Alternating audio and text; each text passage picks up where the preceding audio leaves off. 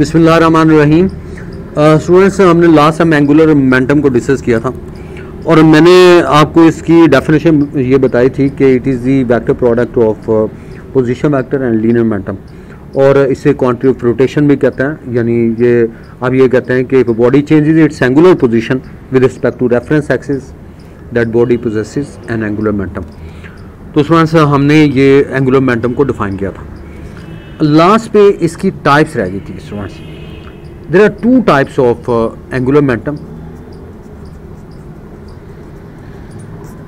इसकी two types हैं student. Number 1 पे आता है जी spin angular momentum. Spin angular momentum.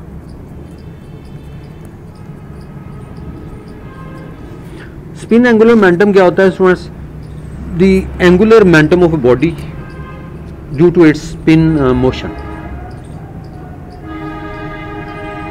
The angular momentum of a body due to its spin motion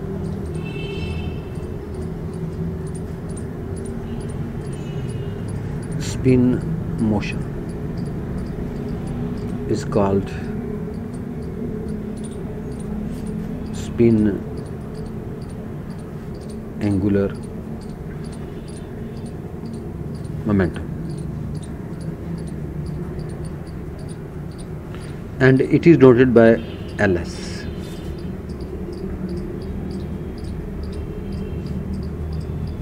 इसको हम LS से ज़ाहिर करते हैं। दोबारा सुन लें।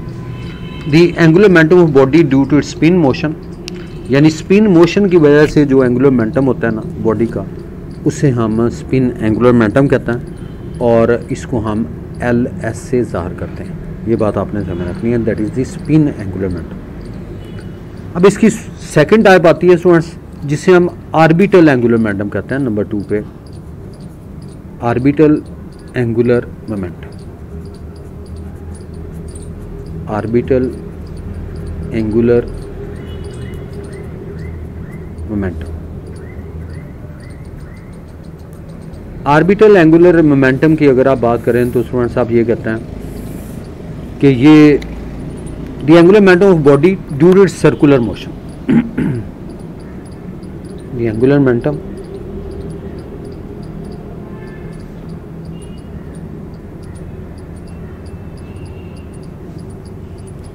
of a body due to its circular motion.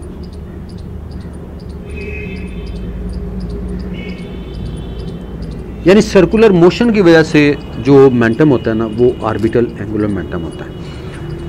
अब स्टूडेंट्स आपको पता होना चाहिए स्पिन एंगुलर मोमेंटम से मुराद ये है कि कोई बॉडी अगर आप अपने एक्सिस के गिर्द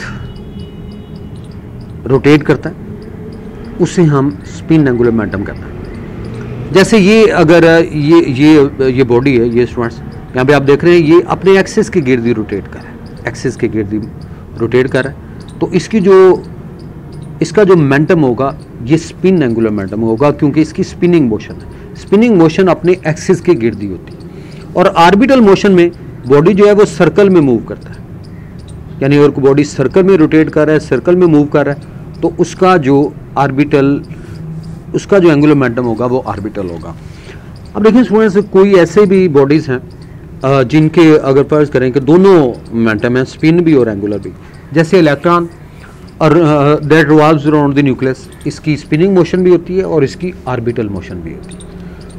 तो इसलिए इसके दोनों एंगुलर मोमेंटम होंगे, spin angular momentum and as well as orbital angular momentum. और इसी तरह अर्थ जो है ये अपने एक्सिस के गिर्द भी रोटेट करती है and it also revolves around the sun. तो इसलिए इसके दोनों एंगुलर मोमेंटम होंगे। तो इसलिए आप इसको यूँ कहते हैं कि L is equal to LS plus LO, यानी आप ये कहते हैं कि angular momentum is equal to spin angular momentum plus orbital angular momentum. यानी अगर कोई भी बॉडी जो है वो दोनों मोशंस हैं इसकी, तो इसका total angular momentum is equal to L S over L. अब इसके हमारा मेन आर्टिकल आज है students law of conservation of angular momentum, law of conservation of angular momentum.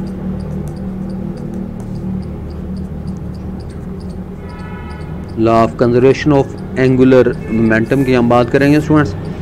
अब इसकी डेफिनेशन ये है, इसकी स्टेटमेंट ये है स्टूडेंट्स, गौर से सुनिएगा students. Statement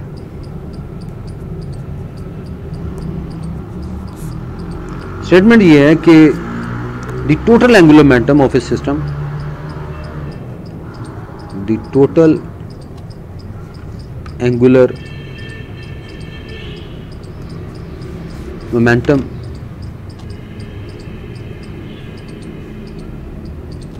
the total angular momentum of a system remains constant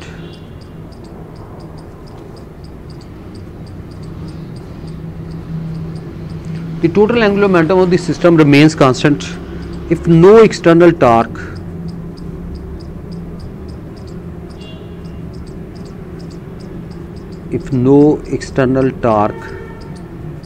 x on it, यानी टोटल एंगुलर मोमेंटम जो होगा सिस्टम का ये सेम रहेगा if no external torque act, अगर कोई एक्सटर्नल टॉर्क एक्ट ना करे सिस्टम के ऊपर।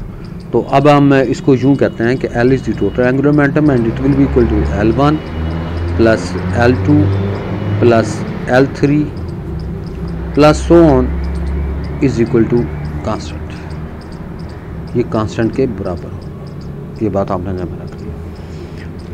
और मैथमेटिकली हम इसको यूं लिख सकते हैं स्टूडेंट्स, इनिशियल एंगुलर मोमेंटम फर्ज करेंगे दैट इज L1 और final angular momentum that is L2, और लास्ट में आपको याद होगा कि एंगुलर मोमेंटम हमने प्रूव किया था L is equal to I omega.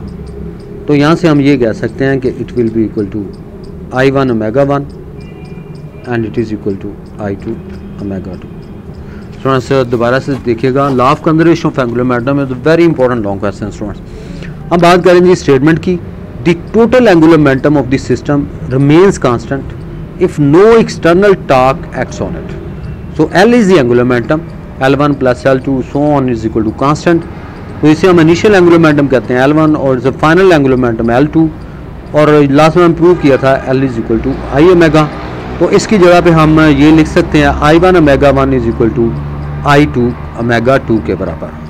तो ये कांस्टेंट होगा, लेकिन कंडीशन ये है कि नो एक्सटर्नल टॉर्क, यानी एक्सटर्नल टॉर्क की वैल्यू जो है ये किसके बराबर होनी चाहिए, 0 के बराबर। अब स्टूडेंट्स इस चीज़ को हम यहाँ पे डिस्कस कर रहे हैं। अब देखिए यहाँ पे याद होगा कि हमने law of conservation of momentum में पढ़ा था, जिसे हम लीनियर मोमेंटम कहा था, किस ने पढ़ा था, the total momentum of the system remains constant if no external force action, उसमें कोई एक्सटर्नल फोर्स जो है वो अमल नहीं किया। यहाँ पे एक्सटर्नल टॉर्क का क्या कंसेप्ट है। अब स्टूडेंट्स ये बॉडी फर्ज करेंगे, ये बॉडी रोटेट कर रहा है सर्कल में, और एक्सटर्नल टॉर्क के वाले से ये है कि ये इसका एक्सिस ऑफ रोटेशन है, ये इसका एक्सिस ऑफ रोटेशन है जिसके गिर्द ये बॉडी रोटेट कर रहा है, एंगुलर मोमेंटम है, और यहाँ से ये V यानी ये रोटेट कर रहा है। तो ये एंगुलर मोमेंटम जो है राइट हैंड रूल से अब इसकी डायरेक्शन फाइंड करो, तो ये इसका एक्सिस ऑफ रोटेशन है।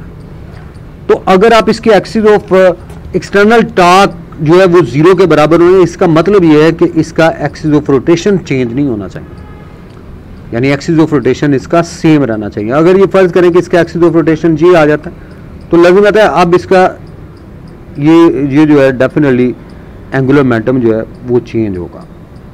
आप देख रहे हैं कि ये पहले इतना था, अब इसका एंगुलर एक्सिस ऑफ रोटेशन जो है वो चेंज हुआ है, तो आपने देखा कि इसका एंगुलर मोमेंटम जो है वो भी चेंज हो जाएगा। तो कंडीशन ये है कि एक्सटर्नल टॉर्क जो है वो इस केस में 0 के बराबर, no external torque acts on it. जैसे ये रोटेट कर रहा है, ये वेलोसिटी है, इस लीनियर वेलोसिटी इस साइड पे, और यहाँ पे आप देख रहे हैं कि ये इसका एक्सिस ऑफ रोटेशन है, एंगुलर मोमेंटम की डायरेक्शन शो करेगी। और अगर आप इसका एक्सिस ऑफ रोटेशन चेंज कर दें तो डेफिनेटली एंगुलर मोमेंटम जो है वो भी चेंज हो जाएगा। तो यहाँ से हमें ये चीज़ कंफर्म होगी कि एक्सटर्नल टॉर्क की वैल्यू 0 होनी चाहिए। एक्सटर्नल टॉर्क की वैल्यू 0 होने का मतलब ये है कि एंगुलर मोमेंटम जो है इट रिमेन्स कांस्टेंट, ये कांस्टेंट रहेगा। स्टूडेंट्स ये बात क्लियर होगी स्टूडेंट्स कि no external torque acts on it. ये चीज़ दोबारा से देख लें कि यहाँ मैं बात कर रहा हूँ I1 omega 1 is equal to I2 omega 2। तो एक्सटर्नल एंगुलर मोमेंटम होता क्योंकि I ओमेगा के बराबर है, तो इसका एक्सिस ऑफ रोटेशन जो है इट रिमेन्स है, एक्सिस ऑफ रोटेशन सेम रहना चाहिए। और अगर एक्सिस ऑफ रोटेशन चेंज कर दे तो इसका मतलब ये है कि एक्सटर्नल टॉर्क जो है वो 0 के बराबर नहीं है। तो इसलिए ये एक्सिस ऑफ रोटेशन आपने यहाँ पे चेंज कर दिया। ये आप देख रहे हैं चेंजेस नाउ, ये चेंज हो गया और यहाँ से हम ये कहेंगे कि एक्सटर्नल टॉर्क जो है, यहाँ पे आप देख रहे हैं कि एंगुलर मोमेंटम भी चेंज होगा, यानी एंगुलर मोमेंटम इस केस में चेंज हो जाएगा। तो स्टूडेंट्स इसके बाद हम इसको एक्सप्लेन करते हैं। स्टूडेंट्स एक्सप्लेनेशन आप लोगों ने गौर से देखनी है। एक्सप्लेनेशन में हम एक डायग्राम, यहाँ पे एक डायग्राम से मैं एक्सप्लेन करूँगा। स्टूडेंट्स ये डायग्राम देखिएगा स्टूडेंट्स, ये वाली डायग्राम, ये आप देख रहे हैं कि डाइविंग कंपटीशन की बात कर रहा हूँ। डाइवर है। अब आप लोगों ने टीवी पे ये डाइविंग कंपटीशन स्टूडेंट्स देखा होगा कि डाइवर क्या करता है स्टूडेंट्स। डाइवर जो है ये हॉरिजॉन्टल बोर्ड होता है जो एक एंड पे यहाँ पे फिक्स होता है, किसी वाल के साथ फिक्स होता है, यहाँ स्टेयर्स लगी होती हैं और ये डाइवर जो है इसके ऊपर मूव करके he moves across the horizontal board. ये हॉरिजॉन्टल बोर्ड के ऊपर मूव करता है, ये एंड फिक्स होता है और ये एंड फ्री होता है। जब ये फ्री एंड पे पहुंचता है he pushes the board in the downward direction. तो ये इस बोर्ड को फ्री एंड से पुश करता है डाउनवर्ड डायरेक्शन में, और जब वो ऊपर की तरफ जाता है यानी ड्यू टू रिएक्शन, यानी according to Newton's third law, it pushes the board in the downward direction and अब ये कहते हैं कि ये बोर्ड जो है ये पुश करेगा इसको अपवर्ड डायरेक्शन में और ये ऊपर की तरफ जाएगा। अब जब ये ऊपर की तरफ जाएगा students, while is moving upward, जब ये ऊपर की तरफ जा रहा होता है तो ये आप देख रहे हैं कि इसके arms and legs they are in fully extended position, ये फुल्ली स्ट्रेच होते हैं। ये आप देख रहे हैं इसके आर्म्स और लेग्स जो हैं they are fully extended position में होते हैं। ये आप देख रहे हैं इस पर्टिकुलर केस में। और इसमें आप देख रहे हैं कि इसका जो रेट ऑफ रोटेशन का जो सर्कल है, रेट ऑफ रोटेशन का जो सर्कल है, ये स्टूडेंट्स रोटेशन का जो सर्कल है इसका रेडियस ज़्यादा होगा। यानी आप देख रहे हैं fully extended position while he is moving upward, जब वो ऊपर की तरफ जा रहा होता है students, his arms and legs, his arms and legs are in fully extended positions. Fully extended position में,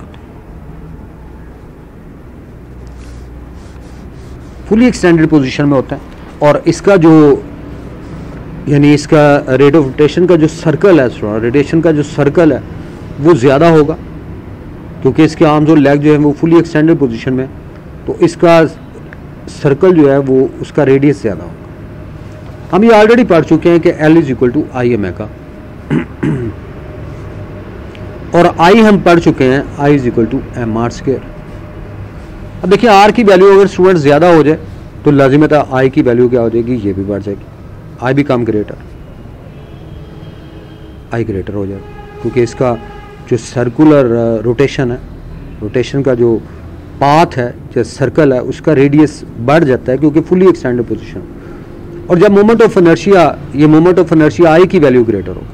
अब आई की वैल्यू ग्रेटर होने का मतलब ये है कि ओमेगा की वैल्यू यहाँ पे स्मॉलर हो। ओमेगा की वैल्यू यहाँ पे स्मॉलर हो जाएगी, एंगुलर वेलोसिटी जो है वो डिक्रीज हो। जितनी बड़ी चीज़ होती है स्टूडेंट्स, जिसका साइज ज़्यादा होता है उसका रेट ऑफ रोटेशन भी ज़्यादा होता है। रेट ऑफ रोटेशन को ही हम एंगुलर वेलोसिटी कहते हैं, तो इसलिए ओमेगा की वैल्यू स्मॉलर हो जाएगी। तो यहाँ से हमें पहले केस में ये पता चल गया कि इस पर्टिकुलर केस में अब ये कहेंगे कि I is greater but omega is smaller. I greater होगा, ओमेगा की वैल्यू स्मॉलर होगी। तो स्टूडेंट्स जैसे मैंने बताया था, ये चीज़ दोबारा से देख लें। इस एंड पे मैंने एग्जांपल दी डाइविंग कंपटीशन की, जब भी डाइवर जो है ये हॉरिजॉन्टल बोर्ड के ऊपर मूव करता है, इसका ये एंड फिक्स होता है, ये फ्री एंड होता है। जब ये इस एंड पे पहुंचता है तो he pushes the board in downward direction, due to direction he moves upward. जब वो ऊपर की तरफ जा रहा होता है स्टूडेंट्स, तो आप देख रहे हैं कि his arms and legs they are in fully extended position, fully extended position में होता है। और ये फुली एक्सटेंडेड पोजीशन में इसका जो रोटेशन का जो सर्कल है ये स्टूडेंट्स, ये ज़्यादा रेडियस का हो। और जब ये ज़्यादा रेडियस का होगा तो हम यहाँ से ये कह सकते हैं L is equal to I omega. जब R ज़्यादा होगा तो मोमेंट ऑफ इनर्शिया की वैल्यू ज़्यादा होगी, क्योंकि मैथ तो चेंज नहीं होगा, मैथ तो सेम रहेगा। डाइवर का मैथ स्टूडेंट्स चाहे वो अपवर्ड जाए या डाउनवर्ड जाए, उसका मैथ जो है वो रिमेन सेम।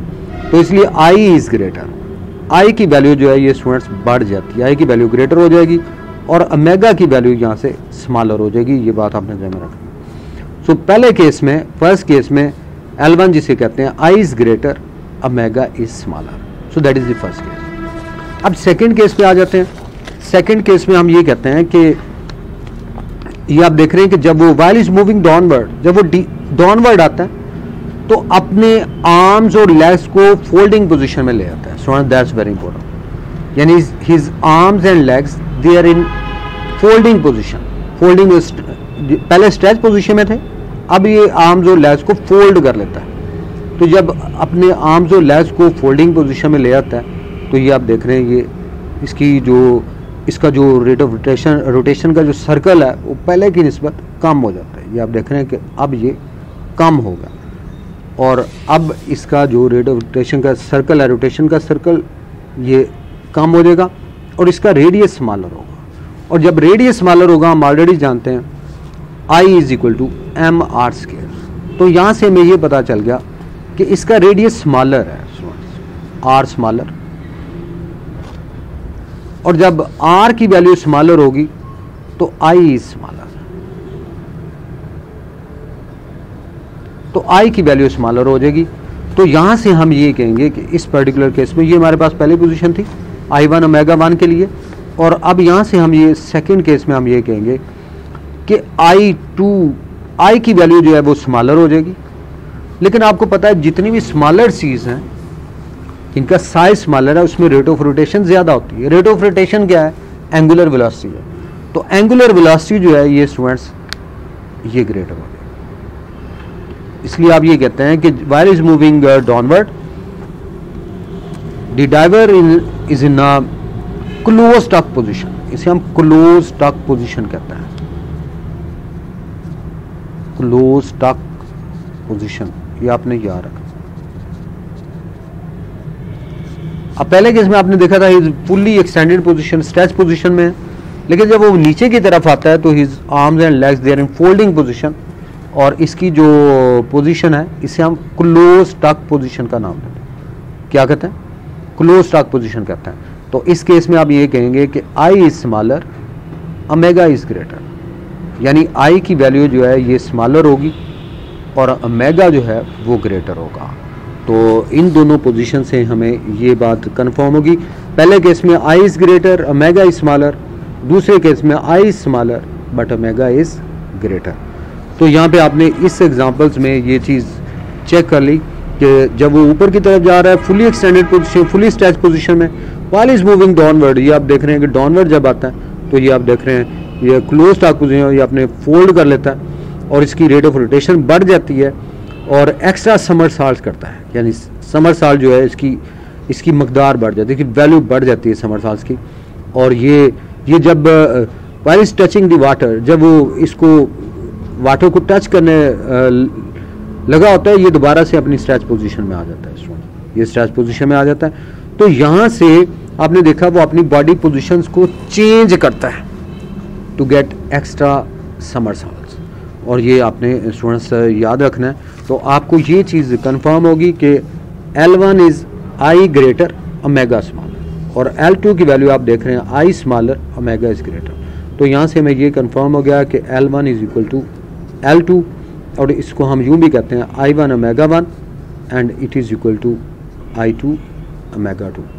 तो यहाँ से हम ये कहेंगे कि एंगुलर मोमेंटम जो है इट रिमेन्स कांस्टेंट, और एक्सटर्नल टॉर्क की वैल्यू इस केस में 0 होनी चाहिए। अब यहाँ से हम ये भी कह सकते हैं कि एप्लीकेशन है इसकी, 2 यूजेस आपको याद होनी चाहिए स्टूडेंट्स। कहाँ पे प्रैक्टिकल लाइफ में कहाँ पे आता है? प्रैक्टिकल लाइफ में स्टूडेंट्स बेल्ट डांसर, जो सर्कस में आपने देखा होगा, बेल्ट डांसर जो है उन्होंने बेल्ट बांधी होती है, वो रेट ऑफ रोटेशन उनकी ज़्यादा होती है, वो अपनी मूवमेंट्स को, अपनी स्पीड को अपने आर्म से कंट्रोल करते हैं। जब वो स्ट्रेच कर लेते हैं आर्म्स को तो रेट ऑफ रोटेशन कम हो जाती है, एंगुलर वेलोसिटी। जब वो इसको फोल्ड कर लेते हैं तो उनकी रेट ऑफ रोटेशन बढ़ जाती है। Ice skating it's another application. Ice skating में भी यही होता है कि वो अपनी जो मोशन है उसको कंट्रोल करते हैं by stretching arms and by folding arms. तो इस तरह से that's about the angular momentum. ये एंगुलर मोमेंटम है स्टूडेंट्स। नेक्स्ट टाइम इंशाल्लाह we will discuss more things. Thank you all students.